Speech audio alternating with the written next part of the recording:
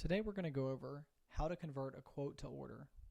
Now in our previous example of entering a quote, we did a quote on the Lafayette cash account.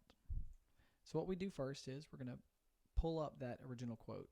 So we'll put in our customer number, 14268 is our cash Lafayette. We're going to select the quote checkbox, and then we're going to double click here in order number. So we're going to double click and then hit enter. Now you can see here, this is the quote that we did for quote Joe, and it had some hand pads and drills and whatnot on it. So we're going to go ahead and double click this, and here's our quote. Now we've got two options. One is you can right click, and you see right here it says convert to order. You could actually select this. Now in this case it will actually convert using the same order number and everything, and it will convert it over straight over to an order. Now you can also have the option up here, you have this here which says convert to order, and this does it a little bit different. It actually walks through with a wizard, and we use this predominantly because customers will pick and choose items off of a quote. So let's just say we'll click this here, convert quote to order.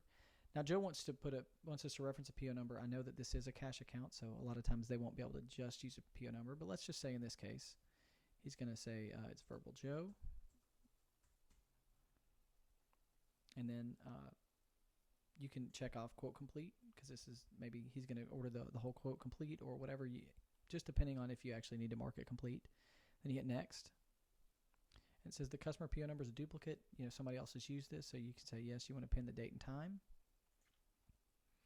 And let's say he only wanted to buy the hand pads. He didn't want the pad holder, so we're going to zero that quantity out. Or the 13/64 drills, we're going to zero that out. But he did want the 1/4 inch drills, and he said, you know what, I don't want just one, I want 12. So what we did was we left this as 20, because that's what he wanted. We zeroed this out and this out so that that doesn't show up on the quote, or rather the order, excuse me. And then we put 12, we changed the quantity from 1 to 12 on the 1/4 inch gyro length drills. Now we're going to hit next. We'll fill in our delivery instructions, ordered by Joe. And he's going to come pick this up, and he's going to bring his credit card in when he comes in. And we'll just put Joe here in the ship to ID. And let's say his name's Joe Smith. Now this also helps when you put ship to info, especially with your cash or COD customers.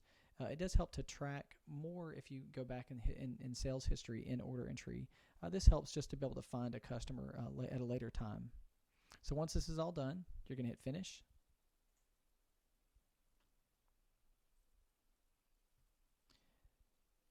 Now you notice it went actually completely through. There are times where you'll have, maybe it'll say that errors came up or whatever, and you just have to hit OK. But you'll still get back to this screen at the end. And you see, so now we have our order number.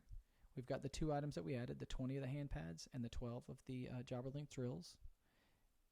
You see that it filled in our ship info, ordered by Joe, and its will call. And then we can just save it.